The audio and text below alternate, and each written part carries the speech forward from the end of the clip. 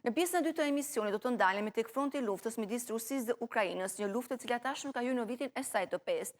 Por nga ana tjetër, me sa duket shumë zhvillime ka nga pala ukrainase, e cila ka nisur të godas fuqishëm disa nga rafineritë kryesore të naftës të Rusisë, që janë pika kryesore e furnizimit të ekonomisë së Moskës. Dhe ka qenë vetë presidenti rus Vladimir Putin, i cili ka pranuar për herë të parë se vendi i tij po përballet me një deficit të karburantit, ndërsa Ukraina vazhdon të godas infrastrukturën ruse të energjisë duke i vënë flakën një rafinerie të madhe në jug të vendit. Duke përpunuar afër 4 milion ton naftë, objekti është nga rafineritë kryesore të Rusisë jugore, në një burim kyç i produkteve të naftës për eksport përmes porteve të detit të zi të Rusisë, duke përfshirë naftë dhe karburant.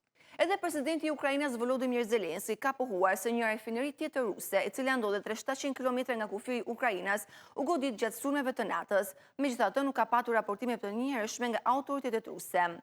Pas sulmeve të fundit, Putin është zëtuar të forcojë mbrojtjen e objekteve të naftës dhe të rrisë prodhimin e karburantit, ndërsa Moska është duke ndier pasojat e luftës së zgjatur. Duke folur në një takim me zyrtar që u përqendrua në situatën e karburantit, Putin pranoi se vendi po kalonte një periudhë të vështirë, por këmbguli që Moska do të respektonte të gjitha detyrimet e saj. Duke pretenduar se këto probleme që lindin nuk janë kritike, shefi i Kremlinit tha gjithashtu se Rusia do të importojë më shumë karburant dhe do të përshpejtojë punimet e riparimit në objektet e naftës, por të dhënë fund deficitit. Putin u zotua posaçërisht të adresoj shpejt mungesat e karburantit në Krime, duke thënë se furnizimet e karburantit në gatishmën e detit të zi nga tokat e deti do të rriten dhe duke shprehur besim se kjo detyrë do të përmbushet. Nga ana tjetër, Putin i përshkroi sulmet ukrainase ndaj rafinerive të naftës si një përpjekje për të shkaktuar një përçarje në shoqërinë ruse dhe për të detyruar Rusinë të ndalojë, edhe pse vetëm për pak kohë.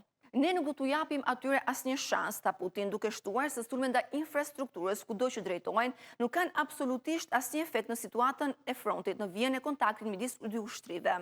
Putin zbuloi për herë të parë se Ukraina kishte propozuar një ndalim të ndërsjellë të sulmeve pas vijave të armikut. Udhëheqësi rus argumentoi se Kievi kishte bërë ofertën vetëm sepse aftësitë e Rusisë për sulme të tilla janë shumë të fuqishme. Kievi nga ana tjetër ka shtuar sulmet e tij me rrezet të gjatë veprimin ndaj objekteve ushtarake dhe energjetike ruse në muajt e fundit, duke synuar të dëmtojë rrjetat e të ardhurave të Moskës që përdoren për të financuar pushtimin e Ukrainës tashmë në vitin e saj të pestë.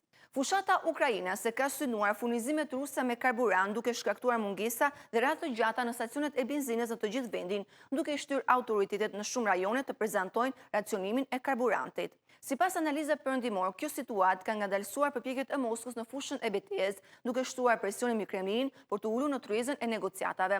Dhe her pas here është parë nga analistët se pikërisht goditja e ekonomisë ruse mund të jetë një nga armët e fuqishme që Ukraina mund të përdorë që të dalë e fituar në këtë luftë, ose të paktën të mos humbas territorit të cilat tashmë është duke i synuar Vladimir Putin. Këto ishin disa nga zhvillimet të fundit në arenë ndërkombëtare. Së bashku do të shihemi sërish bota në 5 minuta në Euronews Albania.